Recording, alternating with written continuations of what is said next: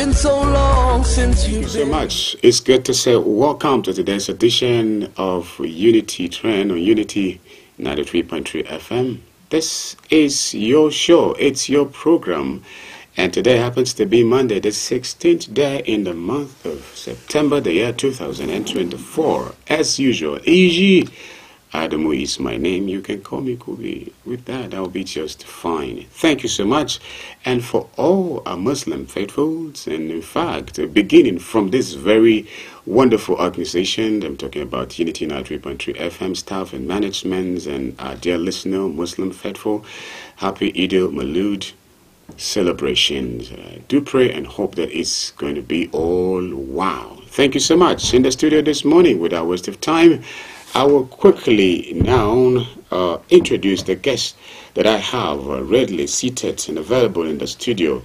Is Professor Poveno H. Bamayi. He's in the studio and he's coming your way, as usual, with nothing less than a big good morning. Yes, could be viewers and listeners. Assalamu alaikum wa rahmatullahi wa barakatuh. Muslim faithfuls all over Jos and Plateau State and Nigeria.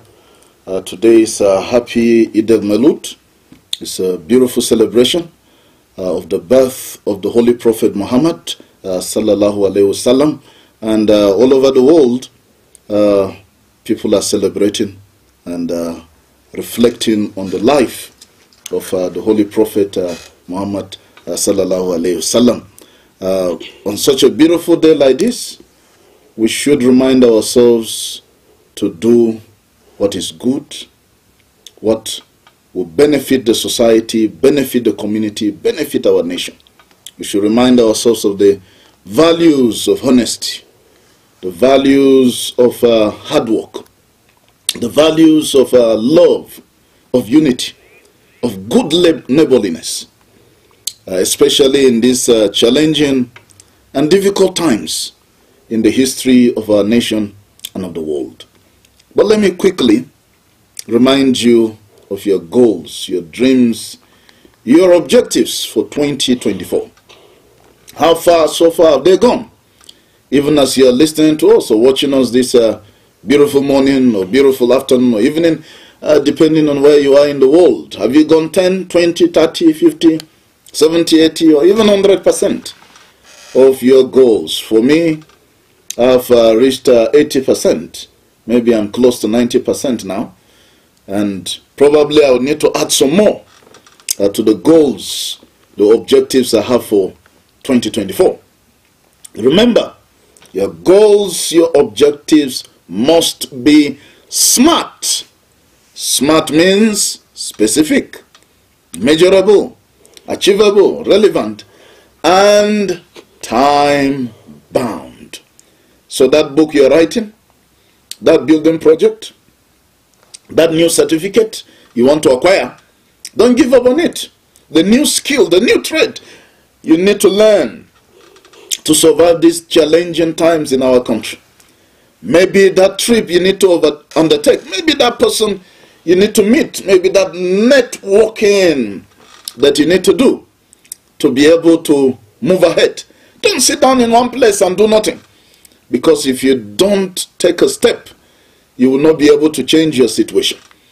You may be afraid that certain things are too risky to start a new business, too risky to undertake a new adventure. But remember, it is risky not to take a risk. So I encourage you, please don't give up. No matter how difficult, how challenging the times are, winners don't quit. Quitters don't win. Remember that tough times never last. It is tough people that do. In the midst of the difficulties in our country, Nigeria, lies opportunity. Just discover that opportunity and maximize the opportunity. Remember that we must seize the opportunity of a lifetime during the lifetime of the opportunity. Maybe you've tried and you failed. Try again and keep trying. Failure is not fatal. Success is not final. It is the will to continue that really counts. So I encourage you, please go out there, soldier on, push on, Encourage yourself. Put on a smile on your face. Tell yourself, I can make it. Tell yourself that even no matter how bad the economy of the jungle is, the lion will never eat grass. Tell yourself, I have a lion spirit, and I will make it. No matter how difficult or tough things are, things will be better in my life. I encourage you as always, be the change that you want to see in the world. Before I introduce my next guest in the studio, 10 things you need to know, few of which is the Nigerian National Petroleum Company Limited, NNPCL, has insisted that it paid 898 naira per litre for the purchase of the petrol from the Dangote refinery. Olufemi Sonye, Chief Corporate Communications Officer of the NNPCL Limited, stated this while responding to a statement from the refinery. And very quickly, in the studio, seated again, is one of our regular analysts, Barrister Paul Zaruma, with nothing less, again, than a big good morning. Stay tuned. Barrister, sir. Good morning. Yeah, good morning, Colby. Good morning, Prof. Good morning. Good morning, viewers and listeners. Good afternoon, good evening, depending on where you are receiving these signals from. It's a beautiful Monday morning, which also happens to be the day of the celebration of the birth of Muhammad, peace be upon him. We celebrate with the Muslim Ummah. We extend our heartfelt love to all the Muslims across the world on this special occasion. And we pray for a joyous, peaceful, and memorable celebration. Thank you for having me here once again.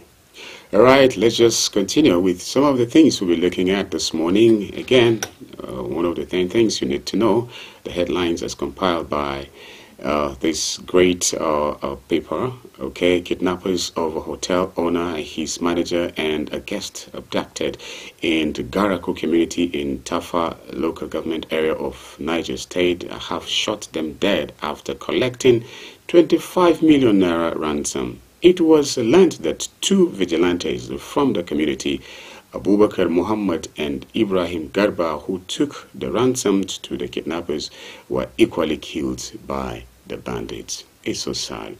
Now, President Bola Ahmed Tinubu has returned to Abuja after his official visits to the Republic of China and the United Kingdom. The president returned to the country at about 10:40 p.m. on Sunday.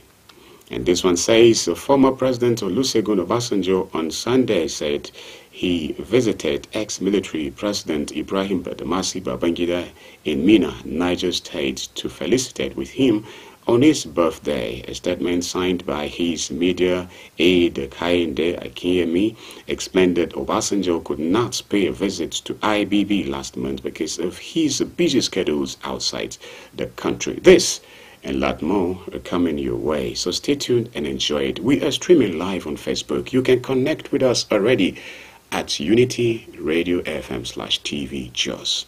Be with us and we will enjoy it. I would truly appreciate it. And so begin to throw your comments already.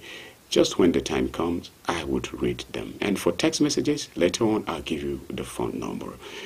Okay, gentlemen. It would be, unfortunately, our country is still being plagued by insecurity.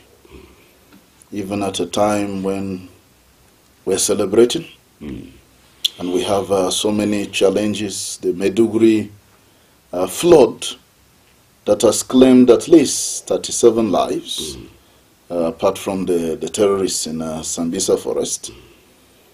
And all over the country, floods have claimed about 300 lives now so far. And about 94,000 houses have been destroyed. And we have a situation where about 1.5 million people have been displaced, from their houses. And they have to move to one place or the other across the country. And in the midst of all this, we are being plagued by insecurity, by bandits. In Tafe local government area of Niger State, a manager and a guest were abducted, and the bandits demanded for 25 million naira ransom, which was delivered to them by 2 members of the vigilante. Probably that's a mistake. So the bandits did not only kill that hotel manager and the guest, they also turned on those who delivered the ransom and shot to death the vigilante members Abubakar Muhammad and Ibrahim Garba. It tells you that these bandits and kidnappers and terrorists are becoming more and more aggressive, and they are becoming more and more assertive, and they're becoming more and more authoritative, domineering, and they feel that they can do and undo at their own pleasure. And it gets me worried. While we are celebrating some of the little achievements of the military and security forces in destroying some terrorist hideouts and even neutralizing some terrorists, but the terrorist number, instead of decreasing, seems to be increasing. In the northwest, Zamfara, Sokoto, Kebbi axis, the military were able to neutralize one of the terrorist leaders. But Bello Turji is still at large. He's still making noise, and he's still making videos. In fact, they have even placed a ransom on the head of Bello Turji and others. But again, it's anybody's guess when they will be able to neutralize him along with others. In fact, they're talking about even capturing him live. You know? Probably my advice will be, don't try it. It's better to get him dead or alive. Because these terrorists, to them, death doesn't mean anything. Bello Turji has said himself that by the time you are carrying guns, you already know that you'll die anytime. So, it is unfortunate that we still have this insecurity, you know, all over the country. And that is why we're appealing to the government and appealing to the law enforcement agencies that we cannot be using 1850 tactics in 2024. We cannot be using the tactics of 1960 in 2024. We cannot be using that colonial tactics that the colonial masters taught us to get terrorists in an era of technology. In an era when terrorists are getting more and more advanced, more clever, more wiser. You know, when the terrorists can even get advanced information before the military come and they ambush the military and neutralize them. That is the era we are in. When they even know the movements of the military. So, tactics will have to change to be able to get rid of these terrorists. And we'll need to comb the forests of Nigeria. We've said this again and again. It is not when something happens, the military reacts and then goes back to sleep. We must not just be reactive, we must be proactive.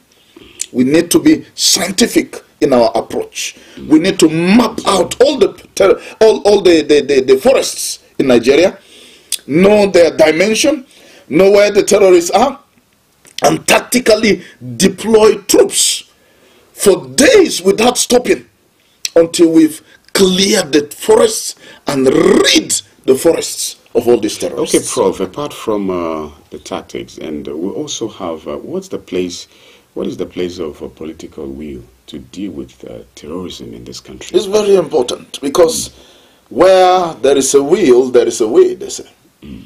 And I have not seen evidence of political will to end terrorism in this country. At a time when so many local government areas in Zamfara and Sokoto and other parts of the northwest are at the mercy of bandits, where did our president go? Out of the country. Went to Dubai, went to China, went to the UK, enjoyed himself, attended meetings, signed MOUs that will not see any effect or any impact. He has returned back last night at 10:40 p.m. thereabout on the new jet, presidential jet, that they wasted money to buy. Now, what is the impact of all the trips? Since 1960, could be. The presidents and the prime ministers and the heads of states of Nigeria have been going on overseas trips. And they will always sign MOUs. Has that made us a developed country today? Go to Singapore. How many times does the president of Singapore leave his country? They became a developed country within 25 years. How many MOUs have they signed? Have they signed any MOU in Nigeria? How many MOUs have they signed? And they became a developed country. Countries don't become developed by signing MOUs. You have to sit down as a leader and tackle the problems in your country headlong. Head on. You need to take the bull by the horns. You need to be tactical. You need to be methodical. You need to be scientific in your approach. You need a group of technocrats like Likitan Unity did in Singapore. Sit down and say, within so time, this is where we're getting to as a nation. And get to work day and night. Sit down in your country. Get the job done instead of traveling around. When you travel around, you know what you're telling the leaders and presidents around the world? That you're irresponsible. What you're telling them is that you have too much money to waste on overseas trips. What you're telling them is that you don't care about your citizens who are dying, and meanwhile you're dining with them and enjoying yourself. Now, even at the time when there was no internet, leaders of great nations, they only leave their country when it is necessary. Okay. But ours, at the slightest opportunity, they have. So the political will to end banditry, terrorism, kidnapping, and all manner of vices in the country is what is lacking. Because if there is political will, do you know that today the president will have been going around the country visiting all these places where terrorists are afflicting, torturing people and kidnapping people and killing people? He will go there, he will give orders as the commander-in-chief of the armed forces and say, in 3 weeks time, if you don't produce Bello Turji, you're going. All the chief of all the service chiefs and the chief of defense staff. But has he done that? He has not. There is no political will. Unfortunately, we don't have leaders who are strong-willed, who are charismatic, who are energetic, who are assertive. We don't have leaders who are visionary, who want to see things done, and they have a timeline to get it done. Ask the president today, what is your timeline to get rid of terrorism in Nigeria? He doesn't have. Okay, thank you very much, Prof, for your submission on these issues. And back to economic hardship and on Truth Nigeria newspaper. This one say, Yoruba King's men beg Tinubu to open borders. And another headlines still on Truth Nigeria say, Atiku's 27 dream and the Nyako dynamic strategic bid to dislodge Tinubu's grip on power. Cholera outbreak claims 4 lives in Adamawa. Over 40 people dies in Zamfara boat mishap. And still on Truth Nigeria, failure to probe NNPCL Serap drags Tinubu to court over petrol. Okay, Barrister, here you are. Where do we begin? Yes, it is unfortunate that the issue of security keep on surging in Nigeria up and up again. And then I align myself with Prof that there is no political will to deal with these terrorists decisively. We have seen how Buhari's regime pampered them, and some of Buhari presidential spokespersons, like the likes of Garba Shehu, even turned themselves to be the spokespersons of the terrorists, because whenever the terrorists attack, you will see the presidential spokespersons coming out to begin to justify some of the things that the terrorists have done. So they are playing a role of spokesperson for the terrorists as long as my opinion is concerned. And this approach and this kid glove approach to this terrorism issue has emboldened them, has given them the audacity, they have gotten the temerity to keep on destroying and killing Nigerians. You can see what happened to the Emir of Gobir. The Minister of Defense demonstrated willingness that yes, they are going to deal with the terrorists, and within just how many days the major kingpin of that that was killed was neutralized during the weekend, and then some of the people that appear in that video, 2 of them were also confirmed to be also killed in that operation.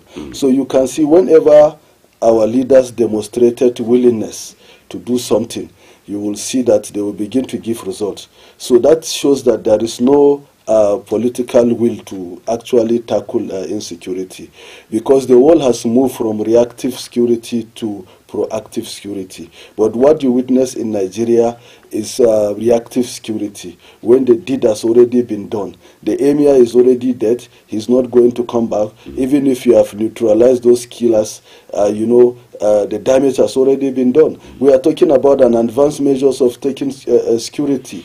What is the NIA doing? What is the NSA doing? What is the DSS doing? These are things that we should ask ourselves questions.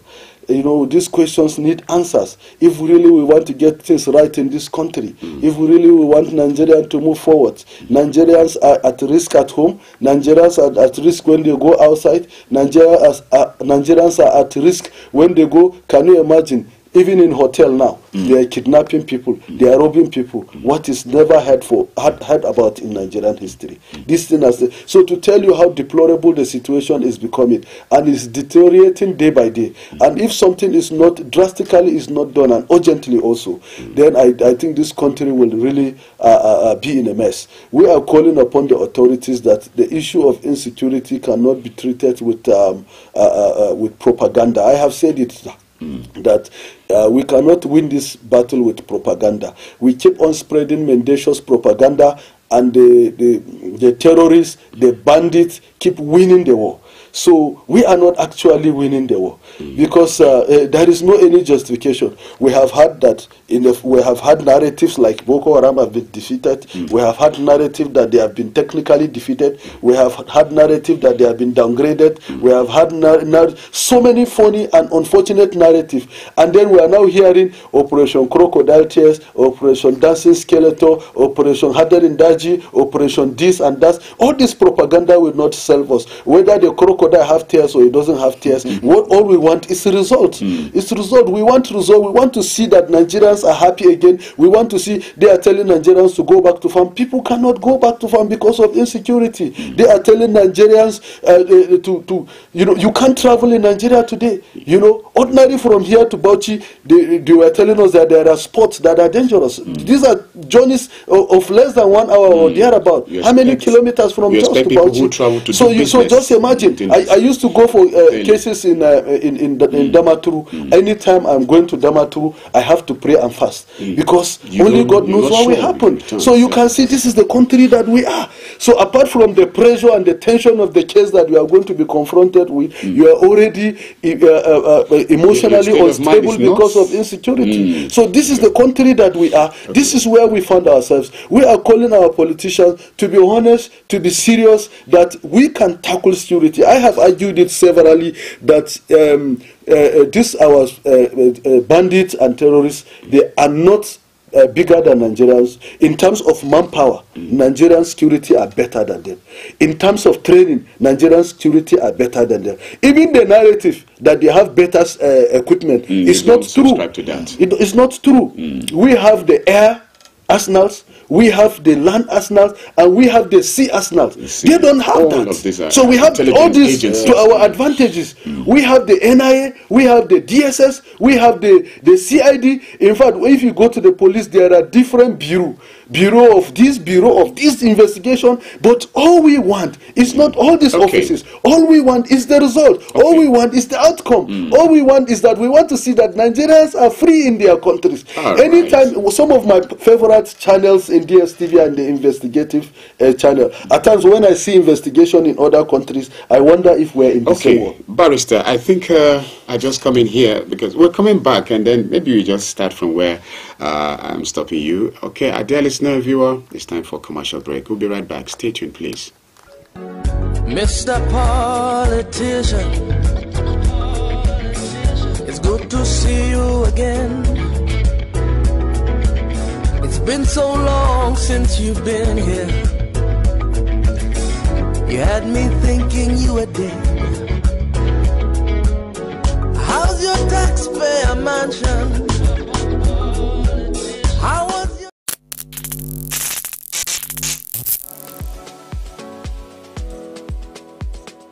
Are you bored and need some company? Get a TV experience like no other on Unity TV.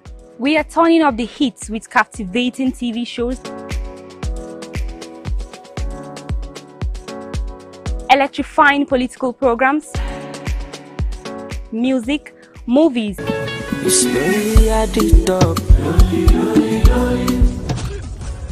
and lots more that will leave you craving. I'm sure you want to know more. Tune in to Unity TV today and let the excitement take over.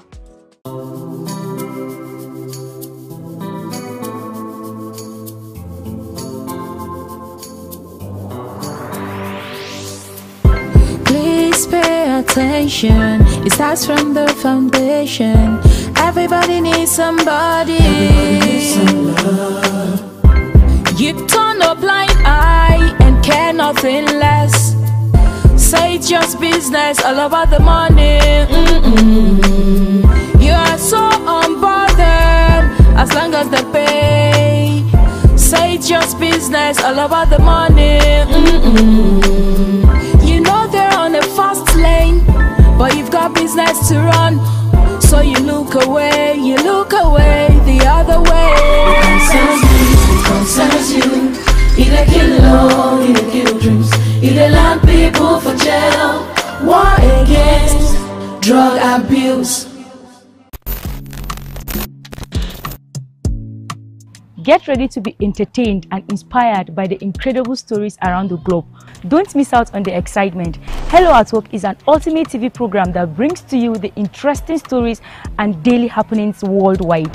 Join us Mondays and Thursdays, 10 a.m. as we dive into the daily happenings and stories. Tune in and stay. Say hello to the world as you bring in your ideas, as it is a perfect blend of entertainment and information. Get ready to stay up to date while being entertained. I was the head boy in my primary school, senior prefect and best graduating student in my secondary school, but drug abuse almost ruined my life. I was on an average of 2 grams of cocaine per day. I was taking 8 ampoules of pentazosine daily. European shisha, cocaine. I became a user, a dealer, and a gangster. I saw other users drowning. I knew I didn't want to be like them, but I was already trapped. My family disowned me. My employment was terminated. I sold my car, sold my house. I'll go out well-dressed and return shoeless, shirtless in exchange for drugs. I was seeing things that were not real, and I once stabbed myself because I felt something crawling under my skin. I contacted NDLEA and started therapy. I spent 3 months in therapy. I spent 8 months. It's easy to relapse, but your mind has to be stronger than the cravings. Drugs does not love you. You are not the one using drugs. Drugs are the one using you. Say no to drug abuse. The Financial Services Regulation Coordinating Committee, FSRCC, in collaboration with the National Broadcasting Commission, NBC, wishes to draw the attention of the public to the worrisome increase in the activities of illegal financial operators, IFOs, which threaten public trust and the stability of the Nigerian financial system. The FSRCC and NBC hereby advises the general public to refrain from dealing with unlicensed financial operators who deceive individuals with unrealistically high investment returns.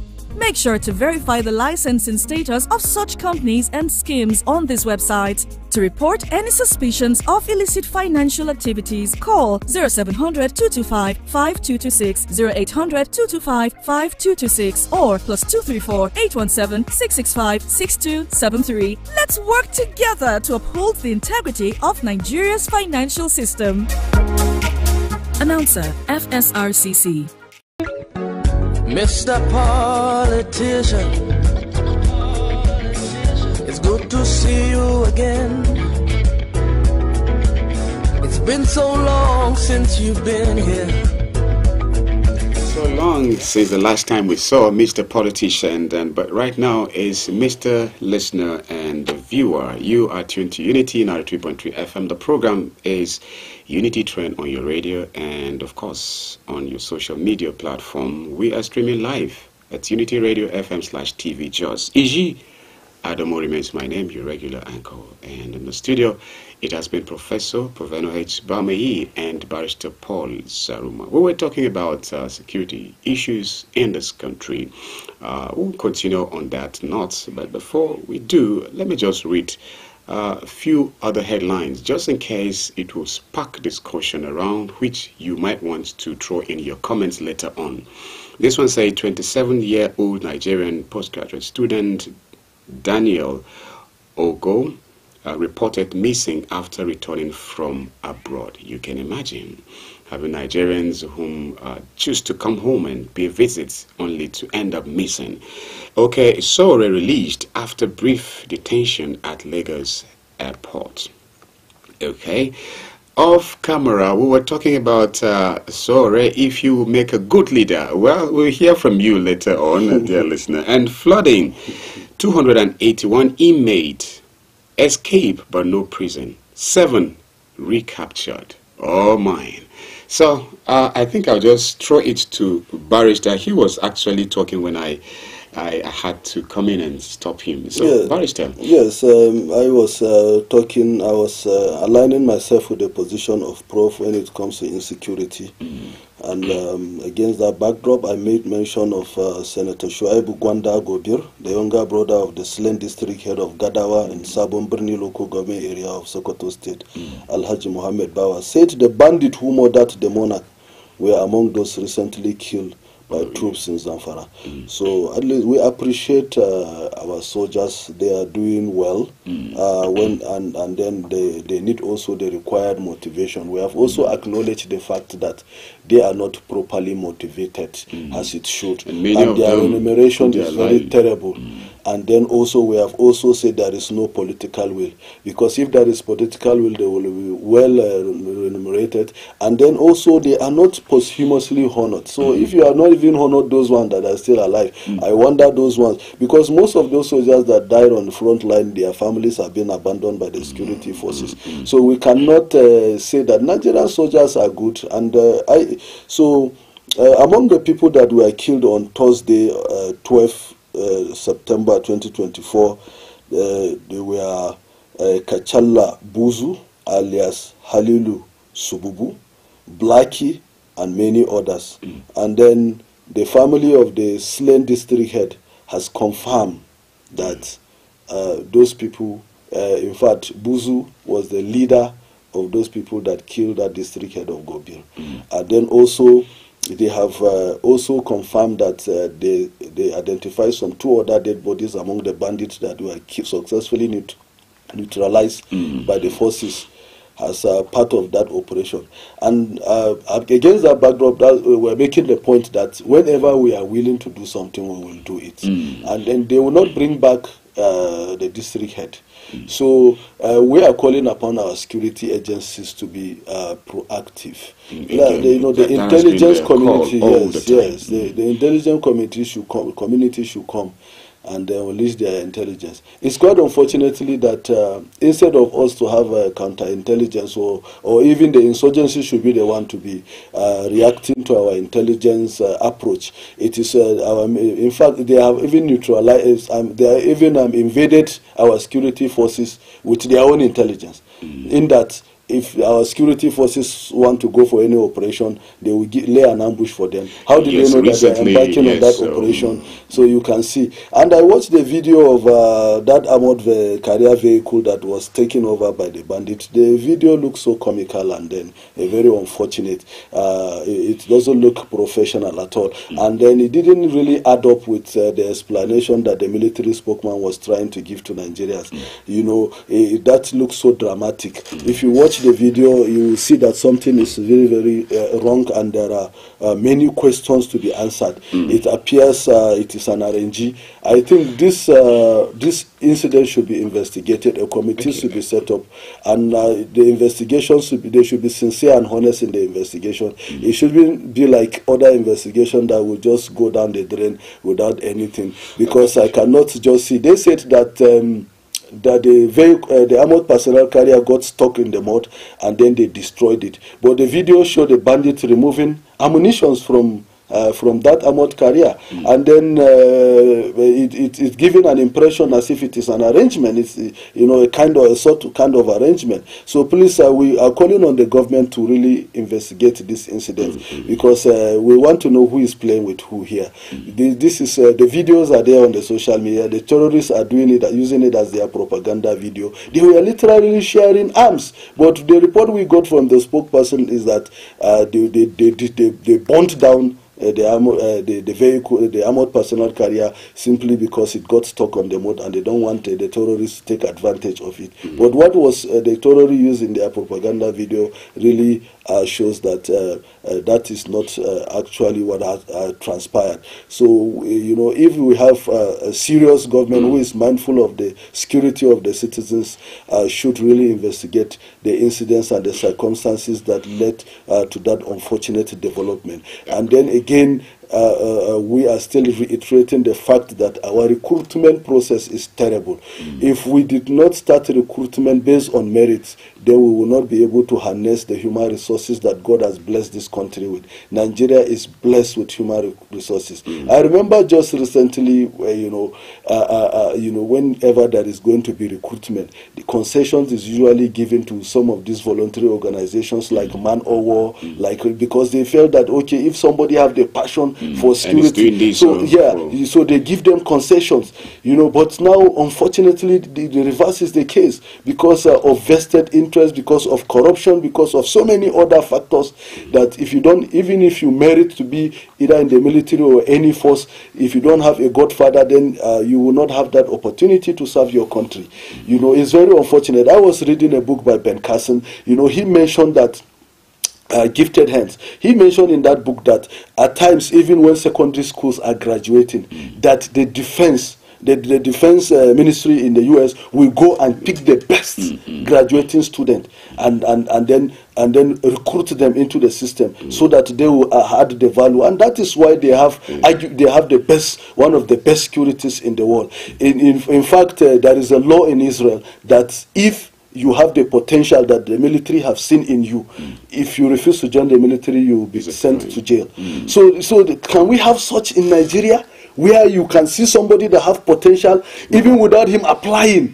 You will tell him, look, if you don't join the military, we'll take you to jail. Can we have that? But in Nigeria, rather, the reverse is the case. We are seeing people who have passion. I said it last week, that all these people you see in the VGN, all these people you see in the Neighborhood Watch, all these people you see in the Hunter, nobody is paying them anything, but they have the passion. I think passion should be one of the criteria for you to join the forces.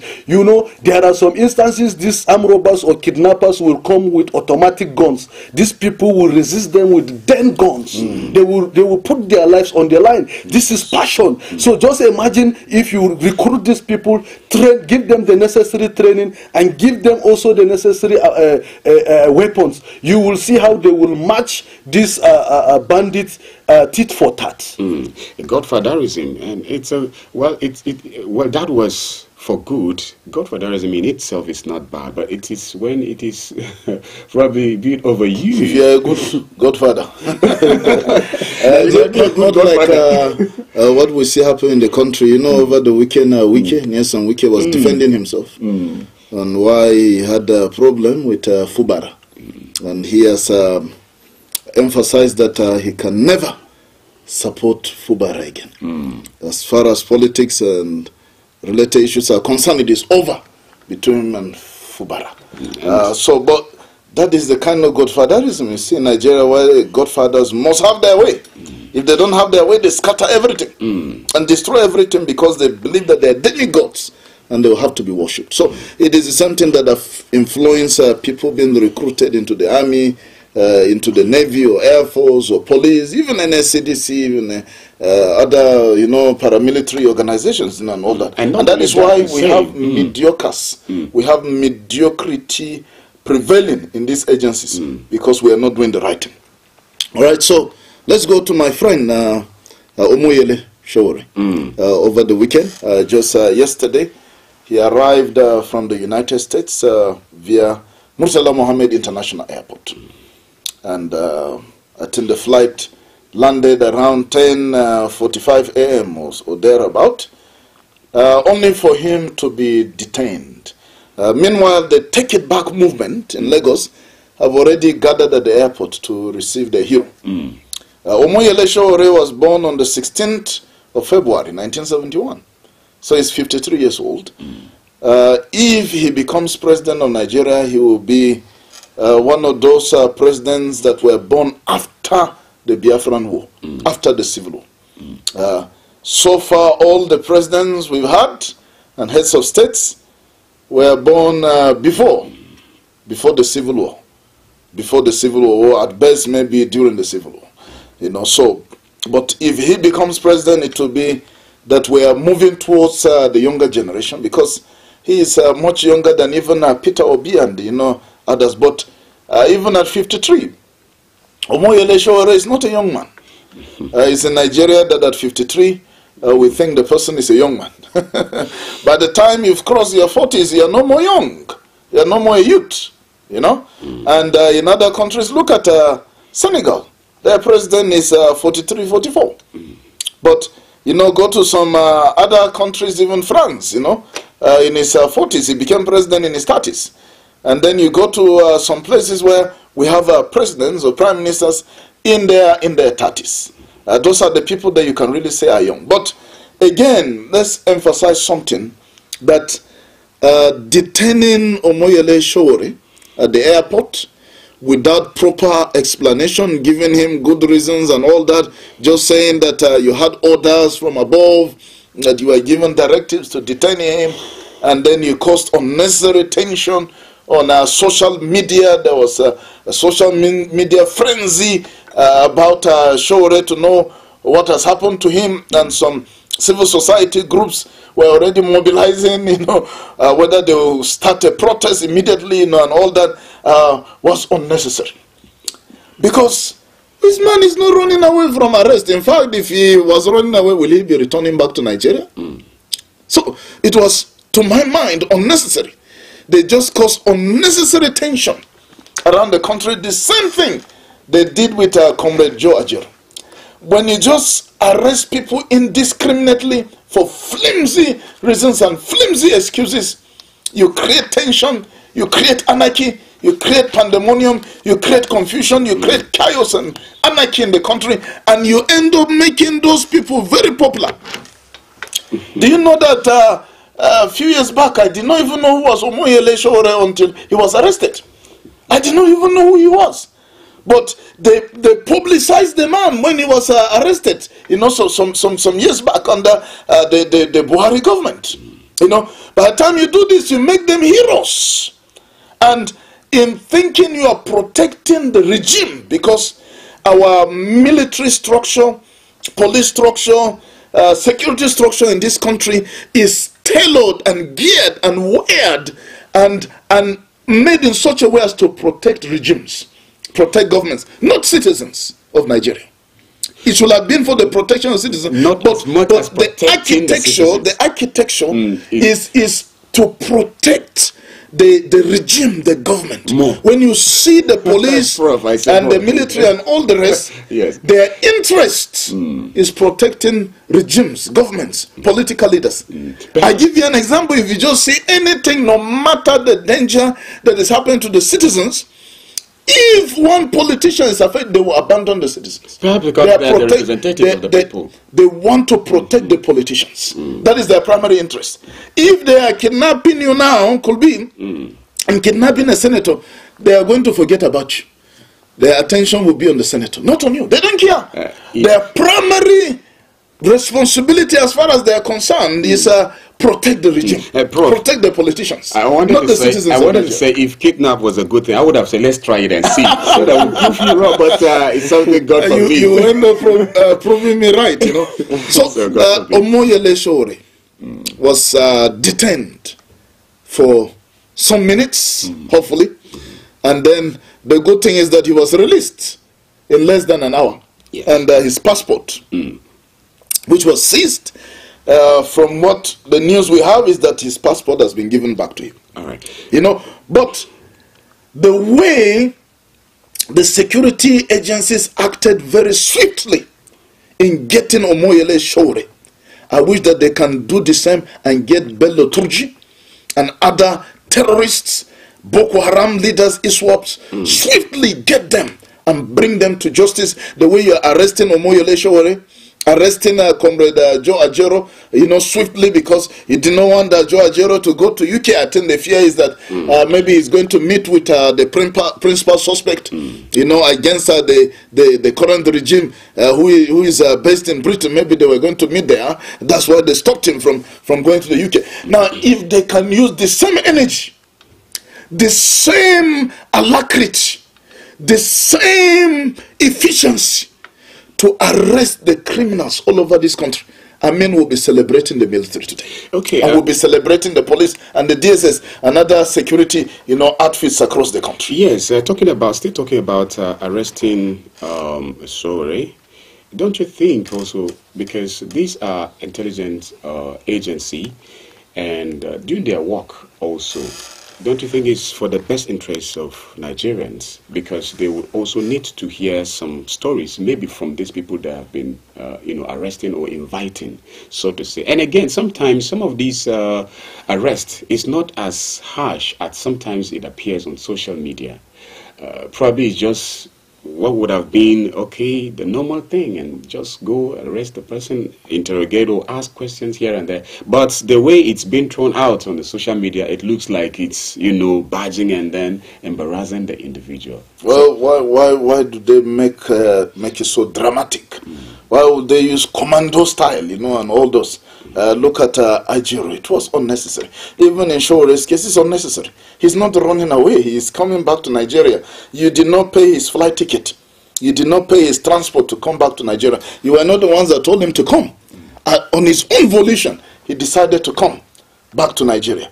Wouldn't you allow him? Let him go home. You can go and meet him in his house and have a chat with him. You can invite him to your office and have a chat with him. Not at the airport when you know that there is a crowd of the Take It Back movement, that have gathered there to receive him. You just unnecessarily created tension.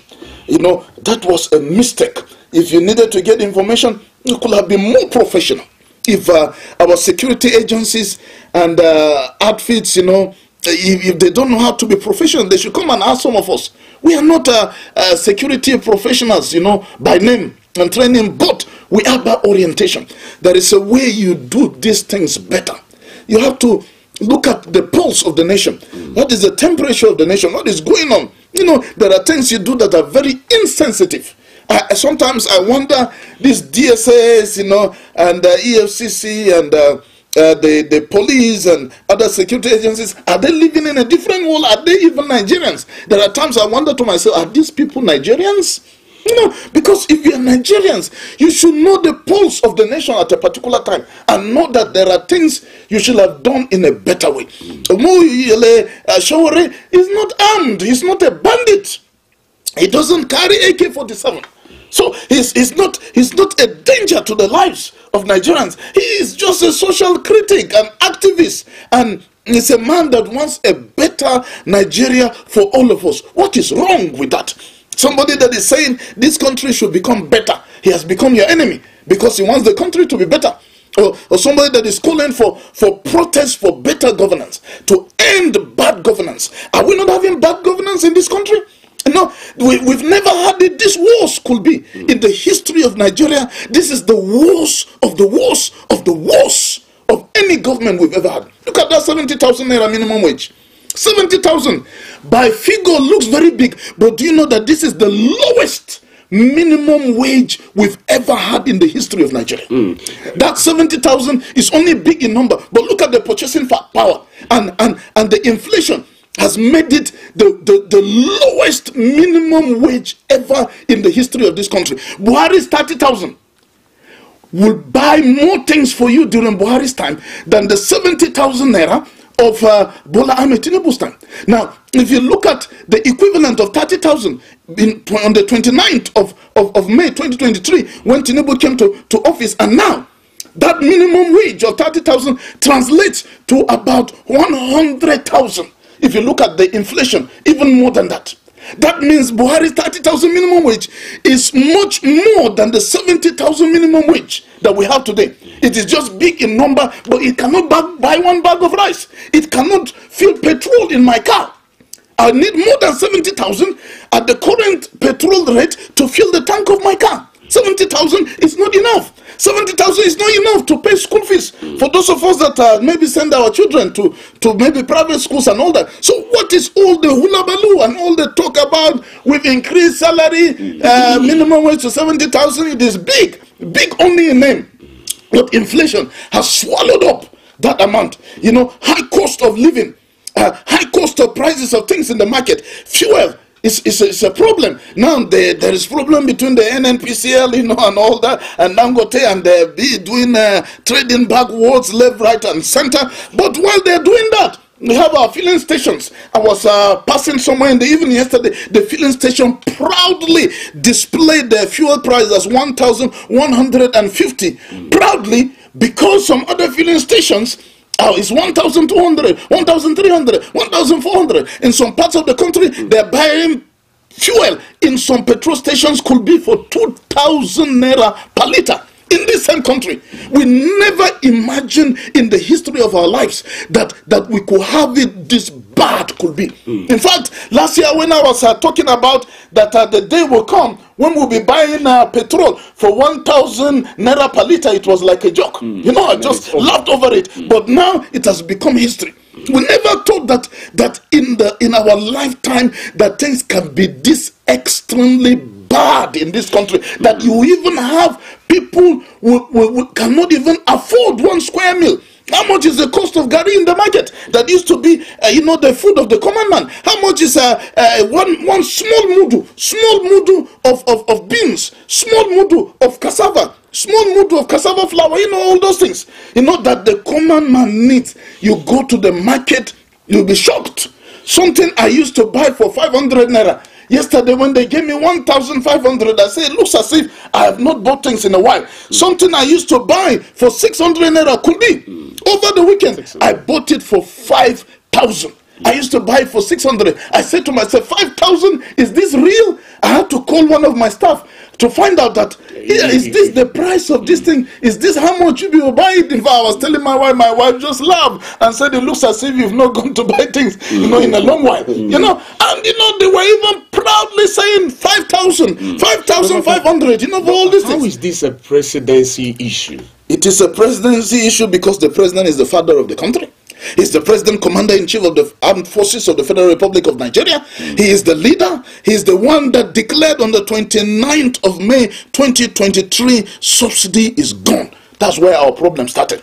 That subsidy when it was removed, and then he decided to float the naira.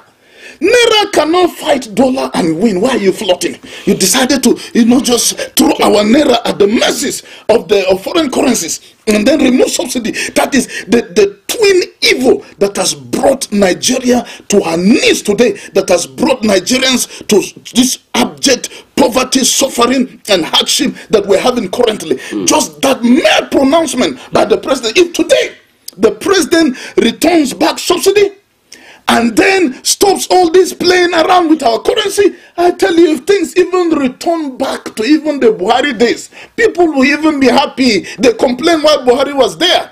And they even use Buhari's name as a metaphor. So for them, Buharia, you go to buy, they will say, do you want us to cut this meat Buhari style for you or whatever? You know, it was a metaphor of suffering. But now, things are even worse than they were under Buhari. So if Nigerians can even go back just even to the Buhari days, at least they will even be happy that president just leave us, you know, with the Buhari level. At least it is better for us. I think Prof is taking us to what Bishop Kuka said, that Nigeria progresses in the reversal. During Goodluck, Jonathan will call on Buhari and say, hey, Buhari, come and save. Now, after Buhari, we are saying it's even better Buhari. During Buhari, people say it's better Goodluck, Jonathan. So it appears indeed that Nigeria is progressing in the reversal. Yeah. One step forward, 2 steps backwards. All right, thank you so much, gentlemen in the studio. Our listener, please stay tuned. When we come back, we continue. Mr. Politician, it's good to see you again. It's been so long since you've been here. You had me thinking you were dead. How's your taxpayer mansion? How was your Unity. Unity TV. Get ready to be entertained and inspired by the incredible stories around the globe. Don't miss out on the excitement. Hello at Work is an ultimate TV program that brings to you the interesting stories and daily happenings worldwide. Join us Mondays and Thursdays 10 a.m. as we dive into the daily happenings and stories. Tune in and stay. Say hello to the world as you bring in your ideas, as it is a perfect blend of entertainment and information. Get ready to stay up to date while being entertained. I was the head boy in my primary school, senior prefect and best graduating student in my secondary school, but drug abuse almost ruined my life. I was on an average of 2 grams of cocaine per day. I was taking 8 ampoules of pentazosine daily. European shisha, cocaine. I became a user, a dealer, and a gangster. I saw other users drowning. I knew I didn't want to be like them, but I was already trapped. My family disowned me. My employment was terminated. I sold my car, sold my house. I'll go out well-dressed and return shoeless, shirtless in exchange for drugs. I was seeing things that were not real, and I once stabbed myself because I felt something crawling under my skin. I contacted NDLEA and started therapy. I spent 3 months in therapy. I spent 8 months. It's easy to relapse, but your mind has to be stronger than the cravings. Drugs does not love you. You are not the one using drugs. Drugs are the one using you. Say no to drug abuse. The Financial Services Regulation Coordinating Committee, FSRCC, in collaboration with the National Broadcasting Commission, NBC, wishes to draw the attention of the public to the worrisome increase in the activities of illegal financial operators, IFOs, which threaten public trust and the stability of the Nigerian financial system. The FSRCC and NBC hereby advises the general public to refrain from dealing with unlicensed financial operators who deceive individuals with unrealistically high investment returns. Make sure to verify the licensing status of such companies and schemes on this website. To report any suspicions of illicit financial activities, call 0700 225 5226, 0800 225 5226, or +234 817 665 6273. Let's work together to uphold the integrity of Nigeria's financial system. Announcer, FSRCC.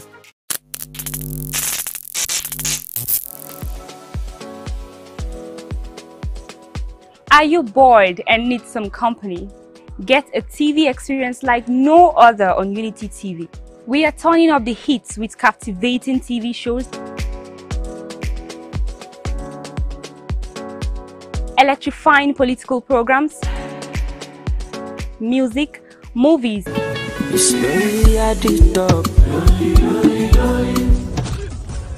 and lots more that will leave you craving. I'm sure you want to know more. Tune in to Unity TV today and let the excitement take over.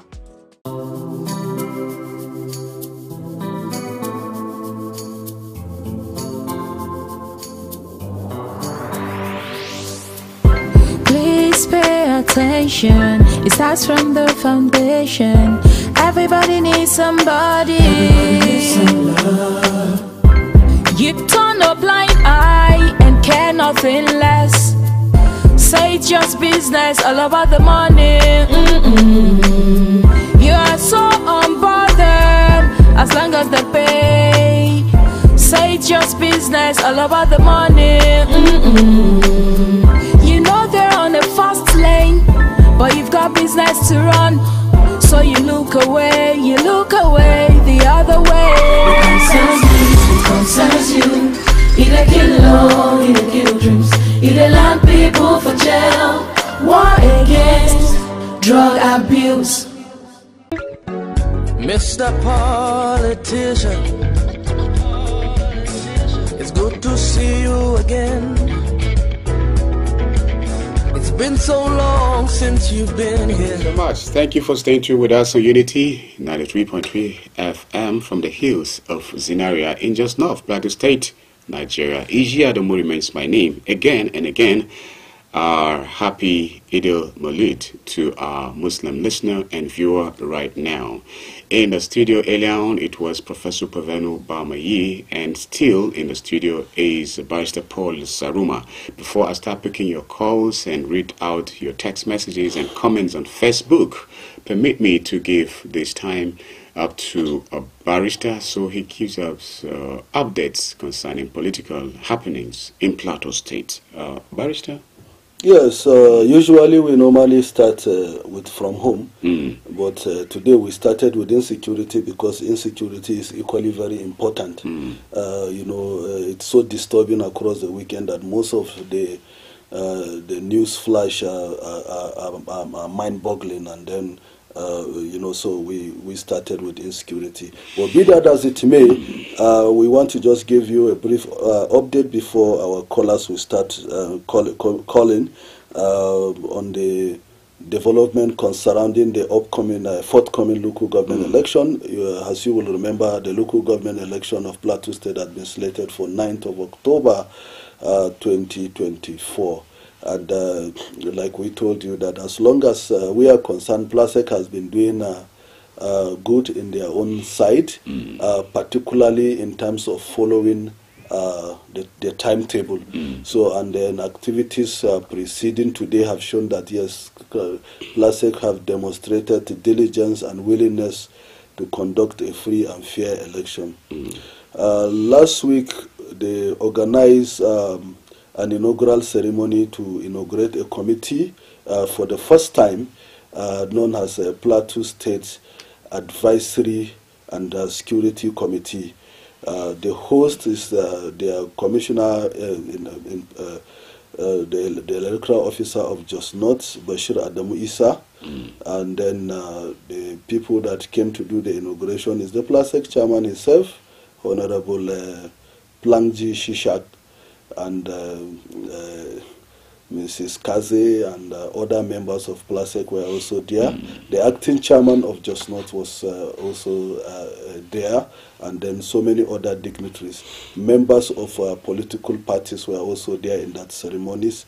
Khan and JNI were also present in that ceremony. And all the security, civil defense, DSS and other security agencies were also represented in that August ceremony. And then highlight of the ceremony is that the inauguration of that committee, and then PLASEC through its chairman have assured Platoonians that the election is going to be free, fair and transparent. Yes. He has also added that it's not going to be business as usual. He said it's not, in fact, if I want to quote him verbatim, he said that it's not going to be an election where somebody will sit somewhere and write names.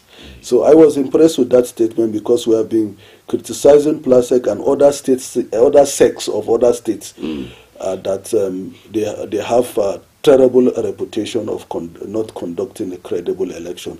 But the PLASEC under Shishak seems to come up with a lot of innovation. He also highlighted the fact that 11 political parties are going to participate in this election coming up on the 9th, and all the members representing those 11 political parties were in the meeting. He also highlighted that they have gotten voters register for each of the wards from INEC, and then he also expressed some concern that they intended to use beavers, but INEC couldn't release beavers to them because INEC have a standing policy that they will not give out beavers to any other state sec or any other organization. So beavers is so sensitive that INEC would not want to release it. But interestingly, PLASEC on their own part also went out of the way and then introduced what they call voters verification system, since they could not access beavers from INEC.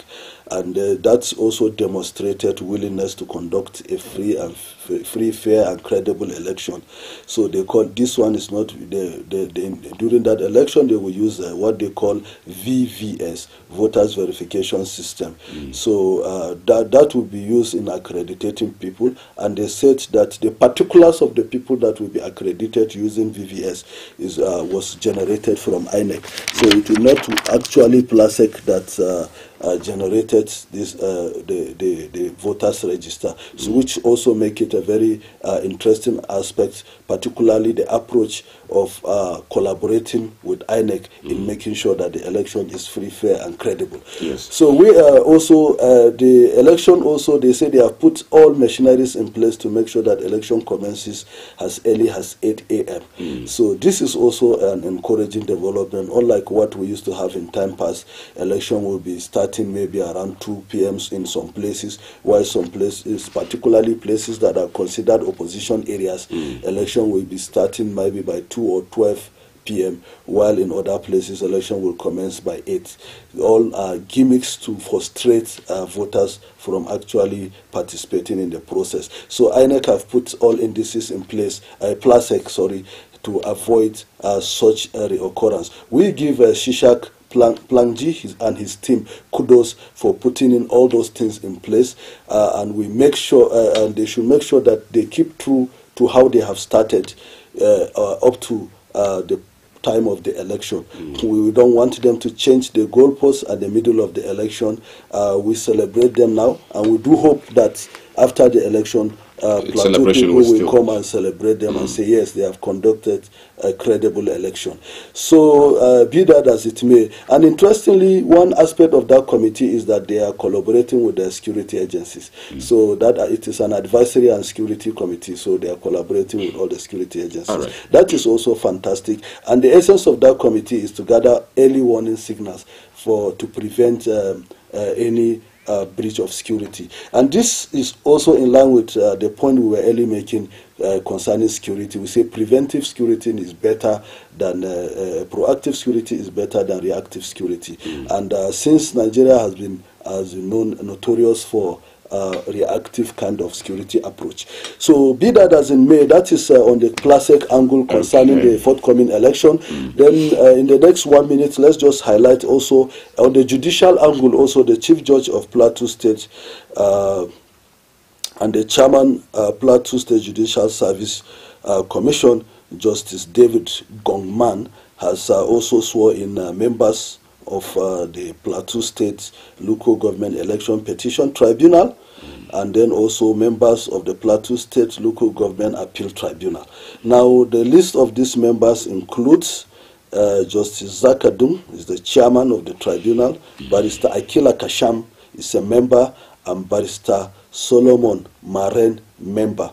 For those that are in the judicial system, you know that some of these names have established reputation. This also demonstrates a good intention from the angle of the judiciary that they intend to have a tribunal that will be fair and do justice to all that will come to seek justice before them. Yes, so if you also look at the Appeal Tribunal, the members of the Plateau State Local Government Election Petition Appeal Tribunal, they are Honorable Justice Nampon James Dadi, Chairman, Barrister Nankwat Kotbot, member, and Barrister Solomon Gangdeme, member. These are also names, reputable names that have distinguished themselves in the legal profession. So for the Chief Judge of Plateau State to select these people, he has demonstrated good intention, and we wish them well in their assignment. We congratulate them. These are hardworking people. These are people who have reputation. These are people who have demonstrated selflessness, even some of them in their private legal practice. We celebrate them, and we make sure that they will do justice to some of the items that will come before them. All right, thank you, lovely. Dear listener and viewer, it's time for you to join the conversation now. The studio line is 070-3235-3315. If you call, tell me your name and location. In 1 minute, let's have your submission. Remember, comments made on this platform are not in any way the position of Unity 93.3 FM. And so if you call, support our vision, our efforts to contribute to peace building, not only on the plateau, but Nigeria and Africa, and of course, world over. So 070-3235-3315, and on our Facebook page, you can go to at Unity Radio FM/TV Jaws, and the same we have for our WhatsApp channel. So be part of it. Hello, good morning. Hello, good morning, Kulbi. Thank you so much for calling. Good morning, Prof. Good morning, Pastor. My name is Good morning. I'm calling from ZINARIYA. Thank you very much. You have a minute. Peace Ambassador, are you there? Yes, sir. Okay, go on, Rankedi. Can you hear me? Yes, sir. Actually, regarding the issue of security in this country, really serious action needs to be taken. All right. Some said the total number of our security are up to 2 million. And the total number of Nigerians are not up to 200 million. Can you imagine? Most of our security are working on their dignitaries and securities and politicians. They are protecting the interests of those people. Okay. While over 200 million are living just like that. Please and please, we are calling for the attention of federal government to do the needful. Look at one video is going viral, whereby a soldier is saying that they are only waiting for directives from their service chiefs. If they give them directives, they will finish these bandits in some hours. Please and please, we are sending our cry to government to do the needful. God bless you people. Have a nice day. Thank you very much. Thank you very much. Okay, on our Facebook page, this one is from Ibn Arabdullahi. He say, Fatan El-Khairi, Barka da Laifia Sepia. Okay, he's in HAUSA. He's saying good morning and that he's wishing us well on this platform. Hello, good morning. Good morning. Thank you for calling. Your name, please. Okay, your name again? Okay, call us. Good morning. In a minute, please. And I say, how following the movement during the election, how is it going to be? All right, thank you. Movement will be restricted during the elections. Thank you. Are you there? All right, yes. Okay, still on Facebook, this one says it's from Al Mansour Bacha. He say, watching you live from Calabar Cross Rivers. Good morning to you all. Thank you, Al Mansour, for watching. Hello, good morning. Good morning, Mr. Gobe. Thank you for calling. Your name? Hello. Hello, good morning. Thank you very much. This is Adewumi calling from Bokuro. All right, it's good to have you. A minute, please. Thank you very much. You see, what I want to say is very simple. You see, under this administration, Nigerians have been passing through a lot, Mr. Gobe. If you see people now, people have packed their cars. People have gotten to the extent of going to look for a swan water rubber to put in their cars. Hardship. People cannot see money. Honestly, our government must do the needful. Because you see, currently people are busy complaining, and people who protested now are even being held. You see, that the major problem is that people cannot even speak under this administration.